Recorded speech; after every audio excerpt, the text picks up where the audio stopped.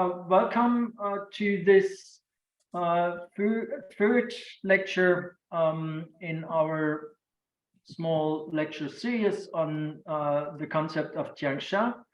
And I particularly welcome today's speaker, Georg Stenger, whom I very briefly would like to introduce to you. Most of you will know him anyway.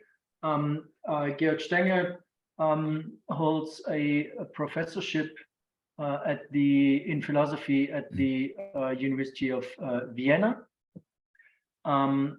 He has been a former president of our Society for Intercultural Philosophy and still is engaged in the society as a vice president for many years. Intercultural philosophy, in fact, is one of his main research interests and foci, besides phenomenology, aesthetics, well,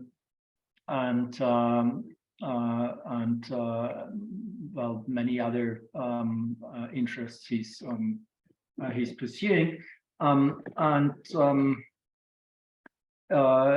I will not cite all his publications, but you should have a look at his homepage. There's many publications on intercultural philosophy with a well, let's say a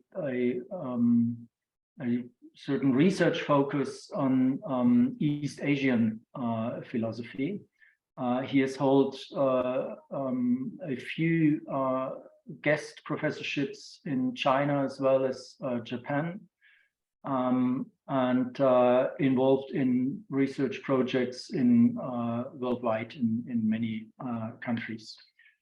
Amongst his publications, you do know his book on philosophy of interculturality.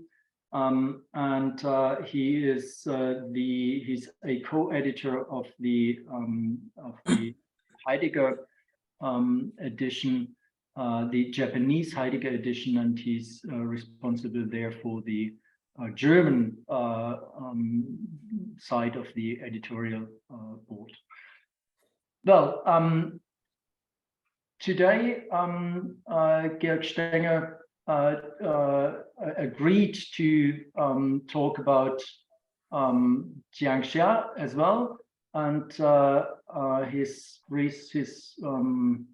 presentation is let me see, is entitled "Some Phenomenologically Instructed Requests to Zhao Tingyang's Concept of Tianxia." Thank you very much, and Georg, floor is yours, and let me know once I want to show the presentation and I share the screen. Yeah, thanks so much for your kind introducing, and I will say hello to all of you and hope we will have a nice and interesting discussion. My paper is not that long, though I will do my best.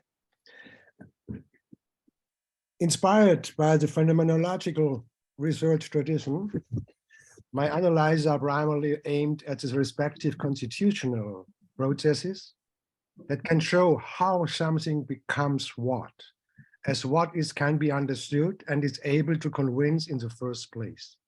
To this end, I would like to critically question the following problems areas addressed by Zhao Tingyang concept.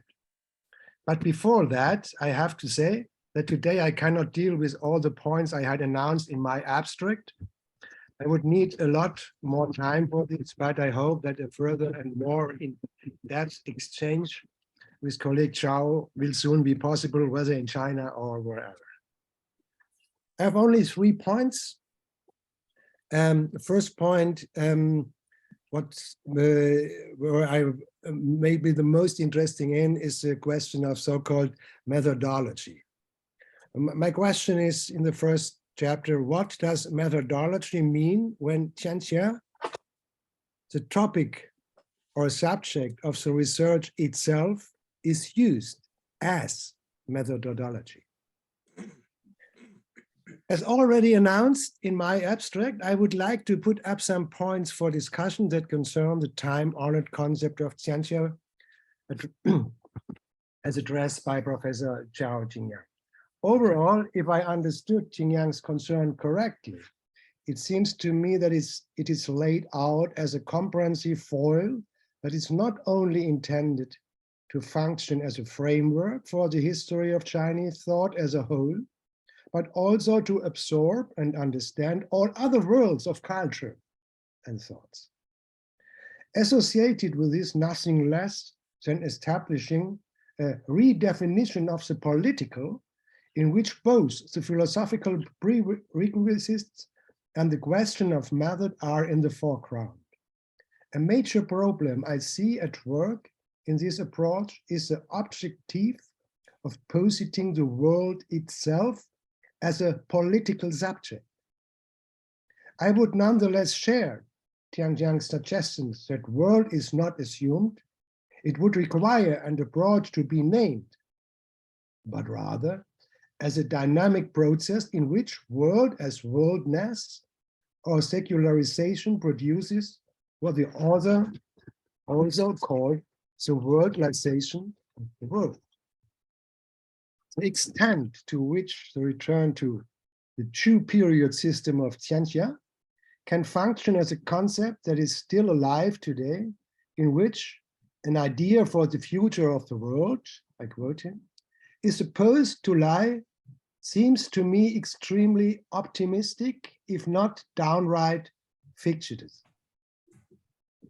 The author makes every effort to bring both the Chinese classics of Taoists, Confucianists, and other East Asian approaches into the field, as well as the inclusion of so-called Western approaches. Regarding to the Chinese tradition, above all, of course, the well-known I Ching, Book of Changes, with the famous Yin-Yang doctrine, originated in the Western Zhou dynasty, so 1046 until 771, so in the before Jesus Christ. The Guangzi, from the period of the Warring States, which points back to much older roots, Greek Song, Laozi's, Tao Te Ching, of course, Zhangzi, Taoism. On the other side, the Confucius, Manzi,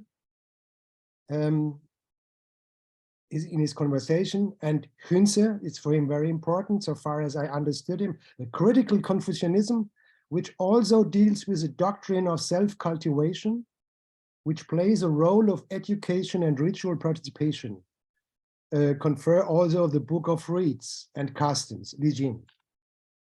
Regarding the Western tradition of thought, which historically is taken into account much later, it remains to be stated no Greeks, no Middle Ages, no resist Renaissance. Maybe no Nicolaus Cusanus in the 15th century. In my view, the first thinker who, contrary to the classical substantial ways of thinking, brought forward the first beginnings of functional and relational thinking.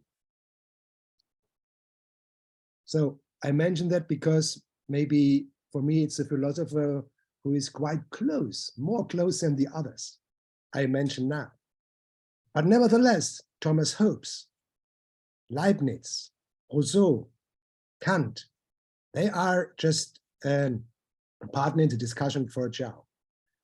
But I was really surprised, not Hegel. Hegel, the philosopher, the question of historicity as itself, the dialectical thinking, with the implicit approach to show how the concept is to be brought to the concept in the first place. Finally, Karl Marx, Wittgenstein, Erich Voegelin, that is a historian, John Rawls, Habermas, both are interested more in the question of normativity. And in contrast to these both, Samuel Huntington's approach, Clash of Civilization. He was not interested in normativities, but described just the situation.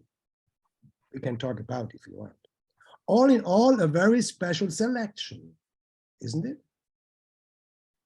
But, and this is becoming increasingly significant, the author introduces the ancient Chinese approaches more or less consistently affirmatively, while the Western concepts appear for the most part as critical to problematic without really being discussed at, I would say, sometimes the eye level. This applies above all to my objection that one again runs the risk of promoting a universalization of particularity, with the consequence that one side is played off at the expense of the other.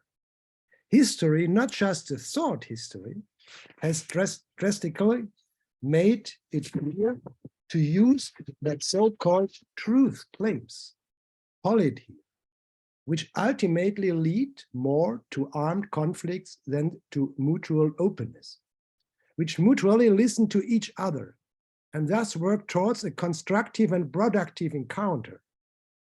In this context, I am therefore speaking of a mutually growing plurality of worlds that meet precisely because of mutual real interest and mutually active recognition and appreciation.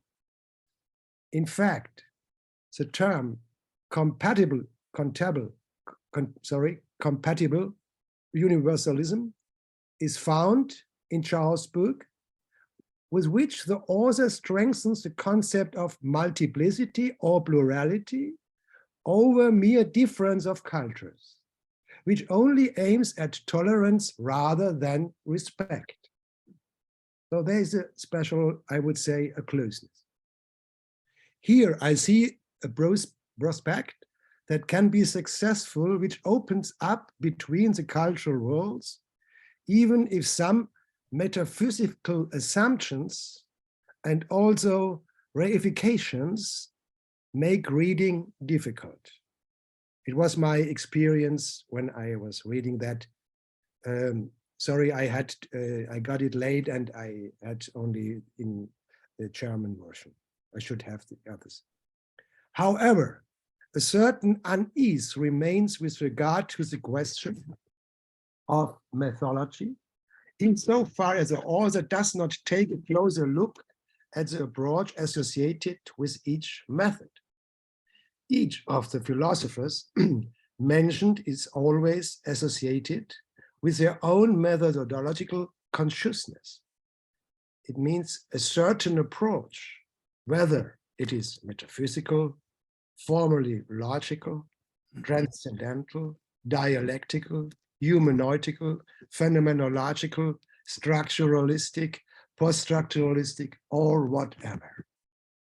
One misses this even if one should not assume that the author merely represents a metaphysically charged empirism. If the author in the book, chapter 1, item 10, in this German version, page 118 and 4, names the Tianxia as a methodology with attributions such as political methodology. And this because of its immense scope for political analysis, with a background of the Zhou dynasty. This may have something to say historically, but systematically, there are more than open questions left. Which understanding of world is assumed here unquestioned when this political standard for the analysis of the world problems is proposed, quote, regardless of whether it is about global, international, or national politics. This is a quote by the author. It seems to me that there is a strong lack of complexity here. Sorry to say this directly, but we can understand that. Which is also expressed in the descriptions of the Tao of heaven, Of course, I know about this topic. Not only the parallels that are drawn here between nature, natural theology, or metaphysics, one can ask which one of them and in which understanding. Everything, according to the author, results from the fact that the Tao of heaven does not need proof, because it is already manifest in all forms of existence of things, or the heaven is making itself known without speaking. What may well sound good is neither shown nor argued. So Confucius and Wittgenstein can meet here as if they had thought the same thing. And the unspeakable marks, Wittgenstein marks the limit here, so that the Tao of heaven is a priori or transcendental.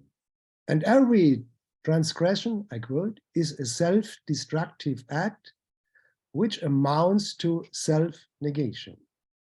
Is in page 2028, quote by the author. The architecture of thinking is a bit reminiscent of Thomas Nagel's concept of the view from nowhere, in a way. You know, it stems from 1986, according to which the objective perspective emerged as a distance perspective, as a view from nowhere, with the consequence that these are the only valuable ideas that can be independently derived. Nature was interested in showing the difference between passive and active perspectives in order to better understand the interaction between people and the world. So maybe a close subject like our author. The result was a finding that the subject perspective can only reflect one, or rather only reflect their point of view. It means can only see what this conceptually already brings with them. According to Nagel, only the objective perspective is able to guarantee the formal narrative and normative at the same time, which function as variable ideas and can be derived independently one another. Nevertheless, so I quote, or I was dealing with Nagel concept because I had in some respects, reading some chapters of the book of Zhao, Mr. Zhao, so I had the feeling there is a kind of closeness despite they're coming from totally different areas. So this, according to Nature, I just quoted, only the objective perspective is able to guarantee that formal narrative and normative at the same time, which function as variable ideas and can be derived independently of one another. Nevertheless, I strongly suspect that Zhao Tingyang would not refer to Nagel, but his concept, if you look at it in its basic structure, seems to have more than just family resemblances to Nagel's, even if, to my knowledge, the latter has no relation to Chinese thinking, even if he is now, as I hear last week, he's traveling as an emeritus in China, which can't do any harm. So maybe they can meet, you can meet themselves, maybe you had to meet.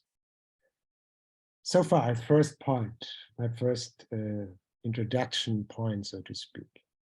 The second point, I quote this from my abstract. Who is speaking and from what location when, I quote, a world without an outside is presupposed? If we bring a structural philosophical understanding into play here, This means that there can be no whole for itself, but that the whole is always conveyed via individual reference values in such a way that the whole is active within a structural features. In other words, the whole does not exist on its own because it is always functionally and relationally composed with and in every structural feature. In addition, each inner realm is constitutively related to an outer realm.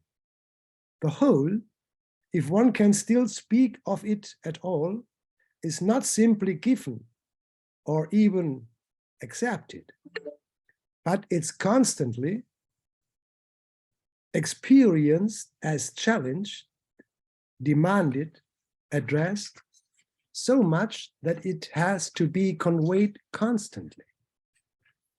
It experiences itself at constant alienation, but only a better understand itself. The higher this alienation, the higher the self-performance, the more intensive the outreach. This process can also be called tension, the resilience of life. Life is constitutively interested in alienation. Alienation is an approach related to self-identification, but loses the character of liveliness in the moment, of self-identification and relaxation. A new outreach is then required, and the outreach again requires an outside in order to be outreach. Every structure, therefore, has its dimension. It means also its type of outside, in which and to which it lives. That first means world, in my view, in which in turn my world is connected to that and the worlds of others. At the same time, every world is characterized by levels of externality, such as those of the social externalities that have to be performed constantly and consistently, that is, to be lived. At the same time, every world is characterized by levels of externalities, such as is the example field. I can add other fields, but in this field, such as social externalities that are constantly and consistently achieved. It means have to be lived. The family community must be cultivated with a wider circle of friendships, or the opposite, the enmities, which in turn meet with a working community that expands into a legal community, perhaps even a religious community, and so forth and so forth.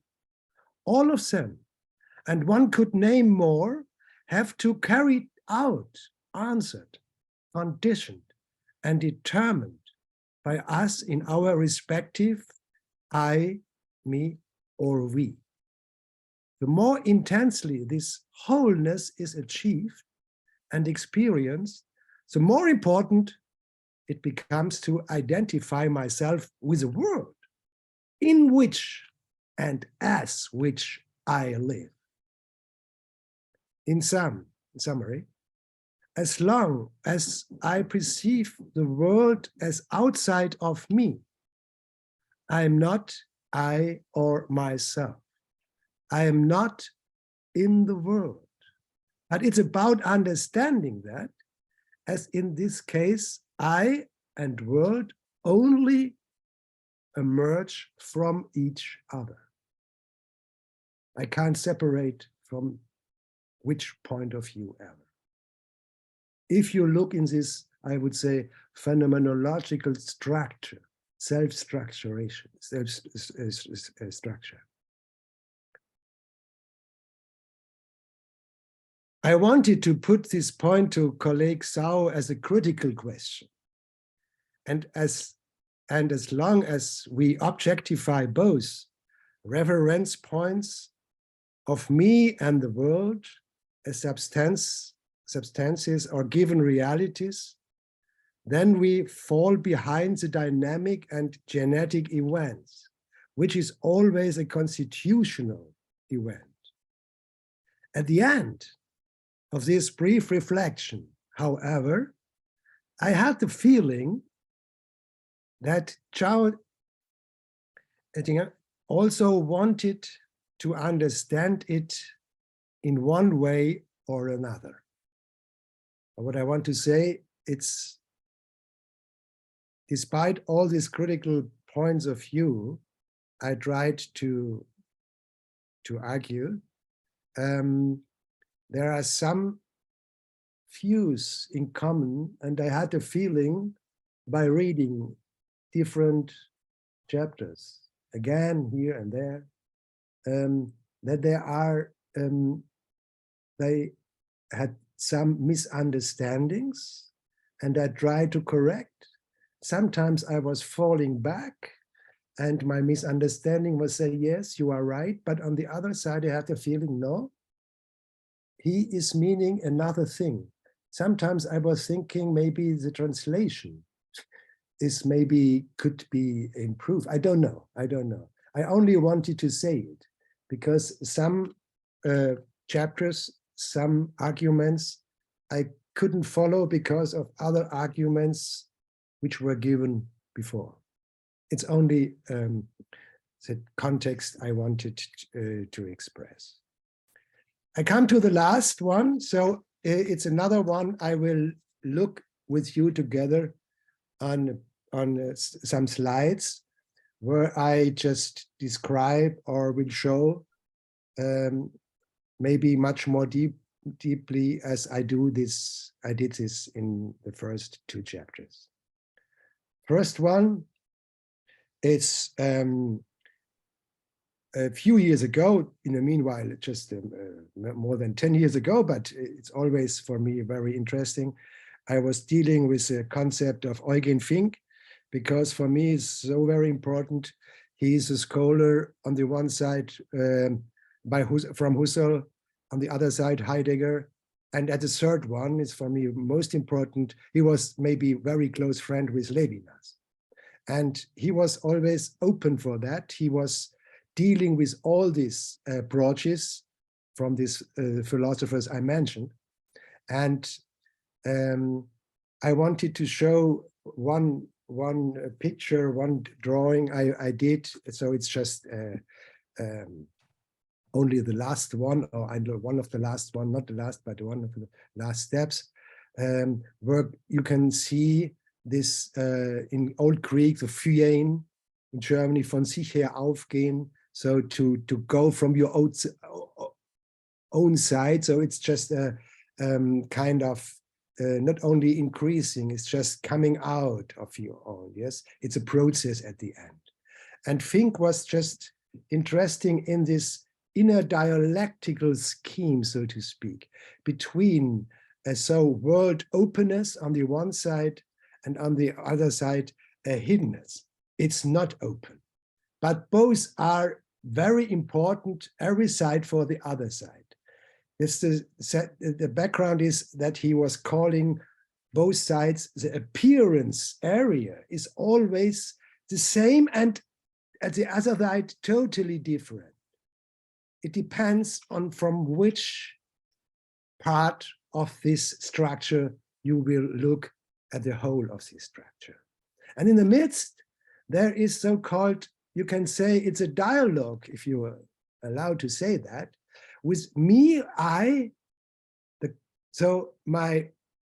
other one, the other, my code, the next human or a friend or whatever, and the real, the things.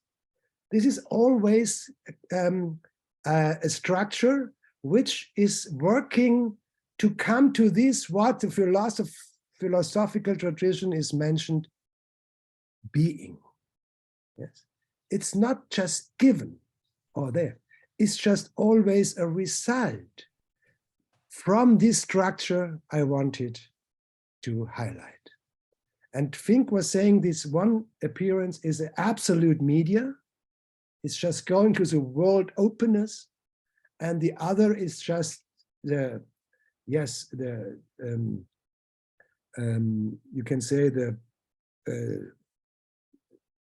point of view of being. So where he's coming from. Yeah, it's not a reason or so. It's not the last one, but it's always because he's going back.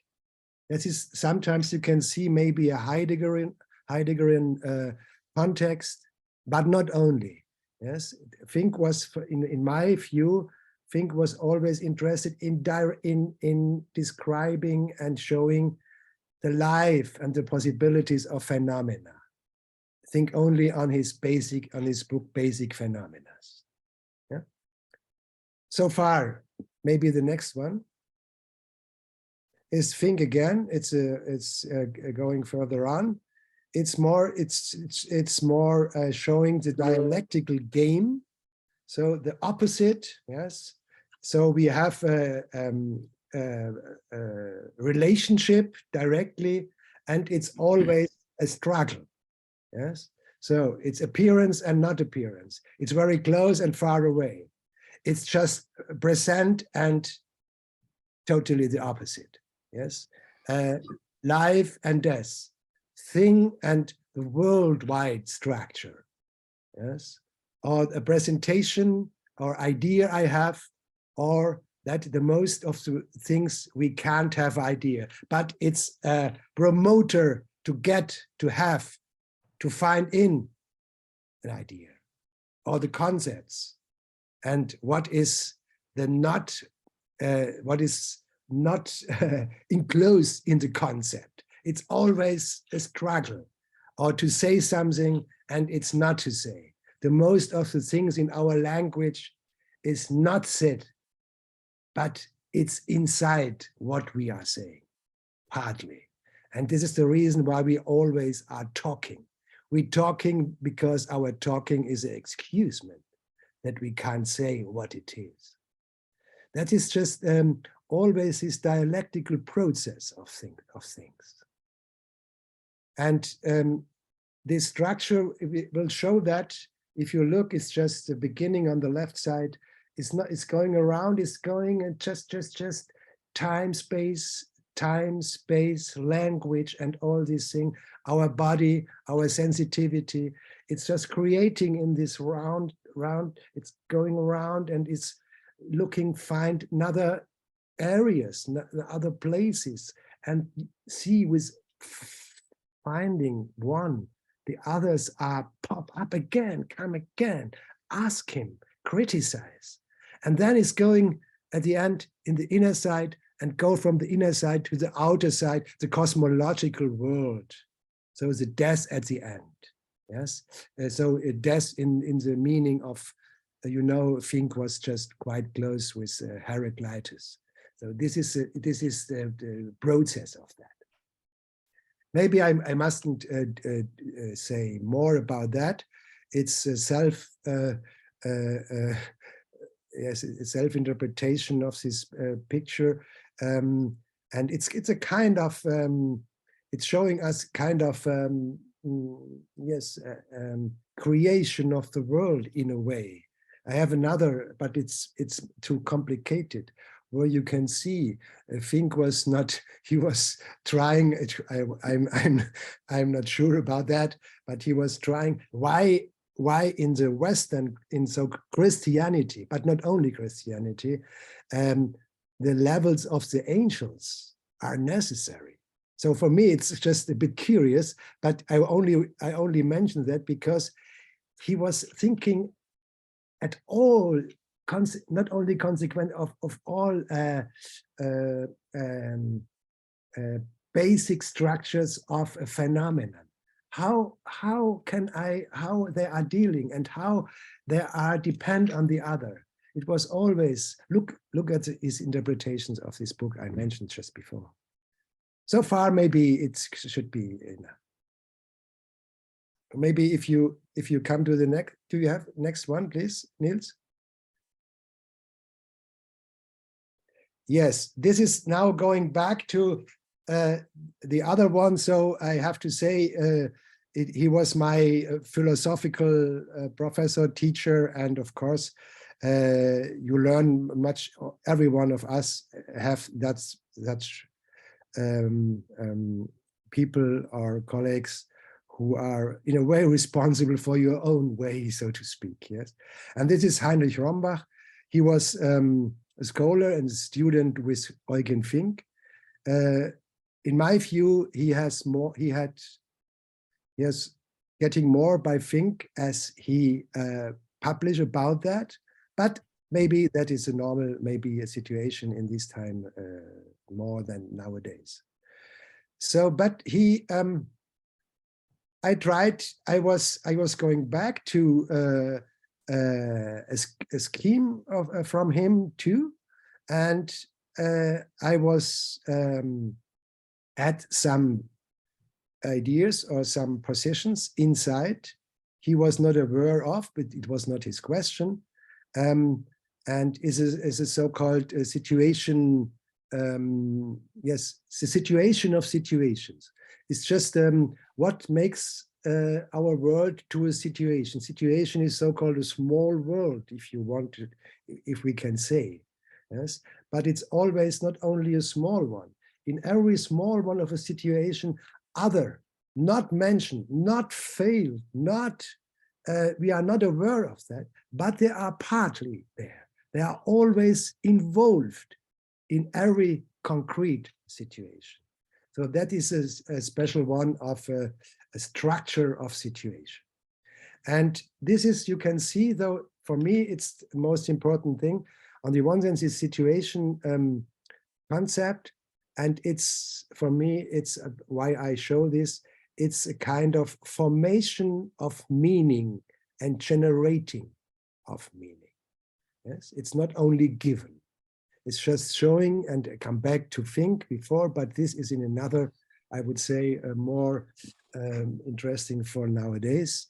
It's just this first is the idea that the ich, the me, the I, it's in these circles, it's very small. It's just more a result.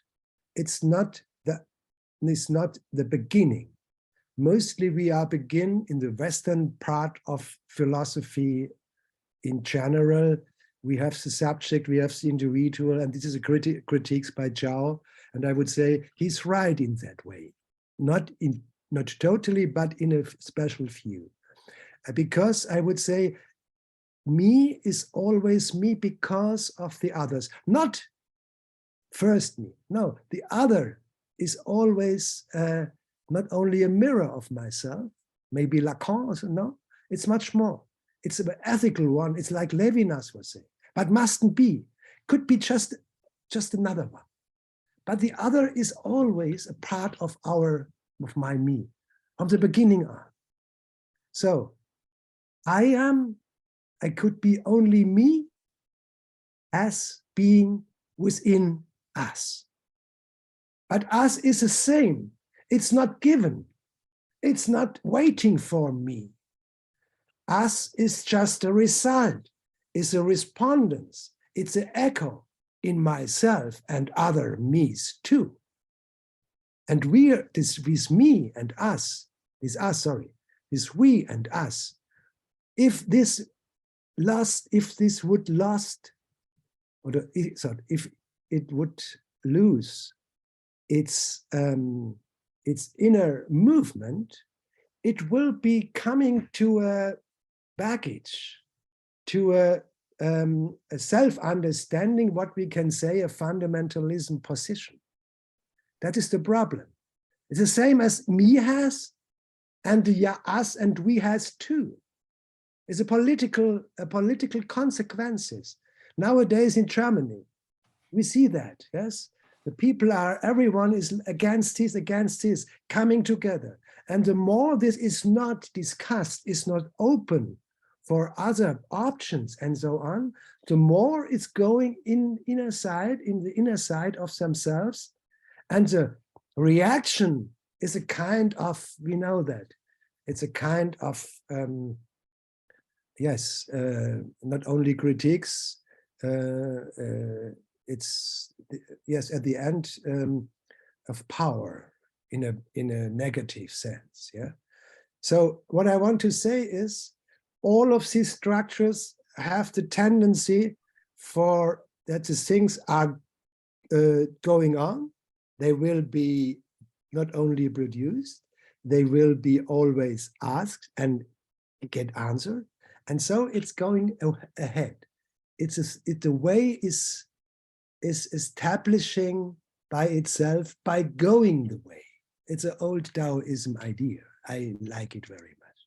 And this, what I want to say is, this is many of these things. So it's a time space too. So the moment, yes, and the inner situation and the outer situation, and this I in the we, in the next step, in the higher step or whatever, next step is the us of the other and the alien or the foreign. Foreign is not a foreign as itself. The foreign is always a foreign because of our view. And from the side of the foreigner, I am the foreigner. I am foreign. And this is always so, the most of the people are just not thinking of this inner structure of producing the foreign. We are always, if we want to look for that, not only people, maybe philosophical texts, it's a foreign one. And insofar as I am not only reading, I am just engaged in these thoughts of the book. I will be a writer of this, what I was reading. I will be getting something for myself because I was reading a foreign book.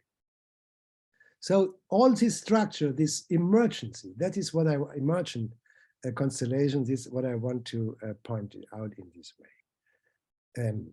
Yes, so I want to add, and this is, by Ramba was very interested, this situation of not only we are reading or we are hearing, we are reacting. No, before all of that, there is from the inner side, or from the outside, we are always just, we are asked, we are confronted. It's a provocation. It's a provocation. And on this provocation, it's always answered by a revocation. Without, it mustn't be in a way of rational reasons. Could be, but could be as a reaction of your body, of your feeling, of whatever, of your good or bad feeling, of your impression. That is always like a wind in a way. It's coming and it's answered. So far, maybe we can talk about if you want later. So I will jump to Chinese, and you will know that, of course, better than me, Zhao Tingyang, of course, and others too. I want to show, I'm not sure if you can compare this. I don't want to compare. Philosophy of comparison is for me only excusement concerning that one doesn't understand what intercultural means, because this comparing is always need a third one. We know that. Yes, it's a problem within philosophy itself. This I wanted to show that process of this yin and yang symbol. So it's, you can say, is a self-structure in more detail in order to be able to grasp the individual structures, features more precisely and better. At the same time, the global, or to be more precise, the intercultural cut, in my opinion, is better visible. So this is a kind of, we have to see that yin and yang as a generating, self-generating, coming up process, coming up from each other too. And if you see these developments, so yin yang on the left side, in the pinching zone, yes, it's just only these two parts. And then the tai two, the symbol of the individual, it's getting centers. And the next hatu, symbol of yin yang of the world. So it's a generating concerning to several different layers, but all of them are involved in the other. But for our construction, so to speak, for our insights, if you look for the steps, you can see the growing up and the real development and process. So far. Next one, Niels, please. The same one. I took it from internet, and it's going to Forker. He was describing, said it's very interesting because it's from four sides. It's the same speaking, but it's speaking to show this developments, this process. First, on the right side above, these dots indicate that there is no absolute yin or yang. Each contains the germ of the other. Next one, just on the right side down, moving around the circle shows the natural cycle from yin to yang and back to yin again. You can do it, you can try it. You will follow. You can't not follow. You can't follow. Next one is on the left side. Yes, left side. It says outer circle. The outer circle indicates that all things are made up of yin and yang. If you go the outer side in, and you come always back. And the last one, you know, that is a picture of every storm. Yeah? The inner side, the huji or still point, the calm in the midst of the storm, stillness in movement. If you, I wanted to do, but you know all this, but you can see all these ways you can find in China, in Japan, in Korean, in East Asian as well, in Indian too. So in East Asia, especially South Asia sometimes too, you can see these movements around this, all these special Kado, and yes, and so on and so on. All these things are, you can say, sons or so, yeah? Small sons of this process. It's not only just doing for your health. No, it's just appreciate the world in which we are living and to which we are show our, you can say, our habit or our body or our mind. That is the deeper sense of this yin and yang process, in my view. Next one, please. Yes, that is the same, but it's just going back to the old book of I Ching, yes, the book of the changing, and all of the, you can see directly all what we can sum up, we can find together elements in our world. It's always given, yes, it's just always changing. Every point is just next another point. It's just always reacting to this and that. And I only want to show that how they are, how these basic structures are connecting together. The old book of changing, yeah, and the inner side of that is this yin and yang symbol. So it's just like a kind of the baby in, it's not born, so to speak, yeah, but it's coming out in these and these contexts. Yes, so far, maybe. Yes, oh, I have another one. The last one. Yes, I want to look at this so-called situational, yes, you can say context or network, however you want to call it. This slide is just looking at it's going back to the other, but now in a more wider, broader sense. It means that we are just inner side. We have me, myself. Yes, it's always confronted not only with all these structures we were seeing before. That's the reason why I did always two circles. Yeah, not like before, but it's just always open it and to have the chance to close it. It's a kind of experience. You are not the chief of your own experience.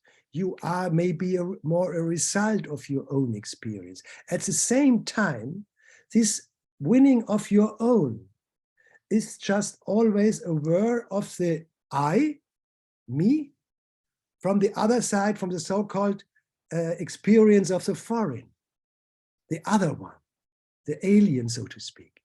And that, what I want to say, that is the intercultural situation. That it's not given, it's not another one whereabout you can say, oh, I'm not interested in, please, it's enough to have this, what we have. No, the intercultural situation is, if you say this in Kantian words, is the condition of the possibilities of being, of thinking at all. I would say that nowadays we have to see this situational network, that we are just not only because of our society, not only because of me, not only because of my situation of my body. It's always a resonance, a response of others, the so-called me, we situation, and the context of we and close situation. It's our time in the moment. But this time in the moment is only time in the moment because it's an answer, a good or bad, of the so-called historical situation. Maybe go back to epochs, and so on. We have always in our nowadays situation, that's the reason why we can say, if we come to, I don't know, Cologne or Paris, look at this cathedral. We have an insight. It's an epoch. We are epochs too in our moment situation. And this is at the end our nature situation. And the climate is coming. Yes, I don't want to go so far, but it's just so, it's we are responsible for all this in our own one, and have to look for, and I would strengthen that, we have to look especially for this question, how we can find a way that different cultures of thinking are learning from the other, not only learning from the other cultures and think cultures, so to speak, no, to open your own approaches. Otherwise, we will come to a problem we will call nowadays this colonial debates will pop up again. Yeah, because we can't see our own position. And this is one of, I would say, a liberation of intercultural philosophy, or philosophy in general, that we can find ways how we can understand the other side, to gain for ourselves too, to correct our position in that way, and so on. That is my deep, not only philosophical, but social, political issue, where I so interested in these problems. I'm interested to the East Asian continent, so this because there are they have other starting point, other issues, other interpretations, but you can always talk about, you mustn't say we are only the best or we have the truth. That is an old fashioned, it's over, I would say. And with this, remarks, I will stop and I look for our discussion and your question. Thanks so much. Thank you, Georg. I stopped the screen sharing and we also stopped the recording.